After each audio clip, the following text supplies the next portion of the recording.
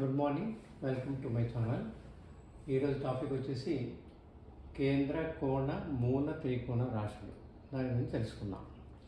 Okay, కేంద్ర రాశి are కేంద్ర స్థానము అంటే ఒక రాశి నుంచి 90 డిగ్రీస్లో ఉన్న రాశిని కేంద్ర స్థానం అంటారు. ఫర్ ఎగ్జాంపుల్ మేష రాశి అనుకుందాం. సో మేషం నుంచి కర్కాటకం 90 డిగ్రీస్ ఉంటుంది, ఎందుకంటే 30, 60, 90. సో 90 డిగ్రీస్లో కర్కటక రాశి. అలాగే కర్కటక రాశి నుంచి మళ్ళీ తులారాశి 90 డిగ్రీస్, తులా నుంచి మకర రాశి 90 డిగ్రీస్, మకరం నుంచి మేషం 90 డిగ్రీస్. సో మేషము, కర్కాటకం, తుల, మకర, ఇవి 4 ఏవైతే ఉన్నాయో 90 డిగ్రీస్లో ఉన్నాయి కదా, దీన్ని కేంద్ర స్థానం అంటారు. ఓకే, అలాగే కోణ రాశి అంటే కోణ స్థానం అంటే అది 120 డిగ్రీస్లో ఉంటుంది అన్నట్టు. సపోజ్ మేష నుంచి తీసుకున్నాం అనుకోండి, మేష రాశి అయితే అక్కడ నుంచి 120 డిగ్రీస్లో సింహరాశి ఉంటుంది. మళ్ళీ సింహరాశి నుంచి 120 డిగ్రీస్లో ధనస్సు రాశి, ధనస్సు రాశి నుంచి 120 డిగ్రీస్లో మళ్ళీ మేషరాశి. సో ఈ విధంగా మేష, సింహ, ధనస్సు ఈ 3 కూడా 120 డిగ్రీస్లో ఉంటాయి. వీటిని కోణ స్థానాలు అంటారు.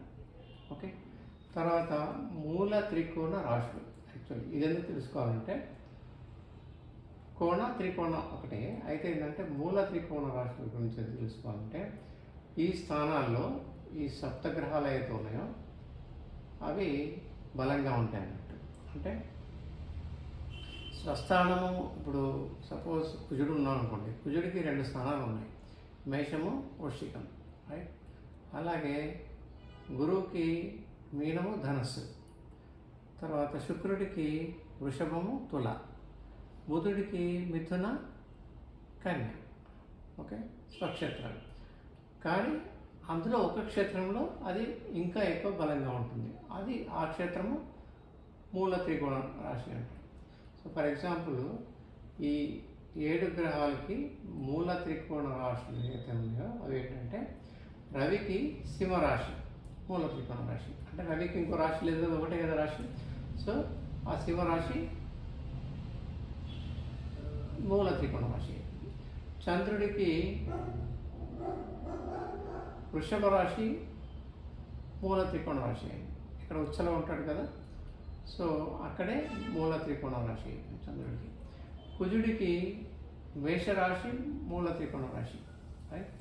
బుధుడికి కన్య రాశి మూల త్రికోణ రాశి, గురువుకి ధనస్సు రాశి మూల త్రికోణ రాశి, శుక్రుడికి తులారాశి మూల త్రికోణ రాశి, శనికి కుంభరాశి మూల త్రికోణ రాశి. ఓకే, సో ఈ రాశిలో మూల త్రికోణ రాశుల్లో ఈ గ్రహాలు బలంగా ఉంటాయి. Okay, thank you and thank you for watching the video.